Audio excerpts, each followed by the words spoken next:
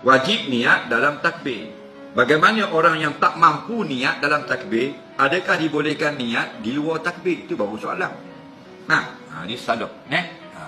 Dengar baik-baik, dalam mazhab Syafi'i dan mazhab yang sependapat dengan Imam Syafi'i, niat itu mesti dalam takbir. Dua lagi mazhab, niat itu sunat dalam takbir.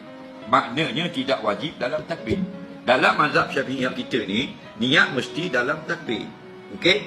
Walau bagaimanapun, barang siapa yang kesukaran, maknanya dia tak dapat nak berniat dalam takbir, susah baginya nak berniat dalam takbir, faham lagi? Maka dilonggarkan hukum, diberi keringanan. Keringanan tu apa maksudnya?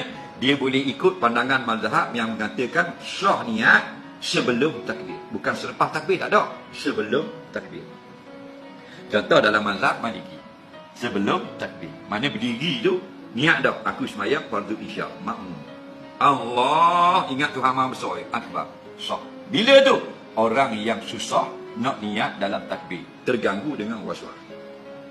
Kerana apa? Kerana dia dalam keadaan masyaqqah. Al-masyaqqatu tajlibut taysir.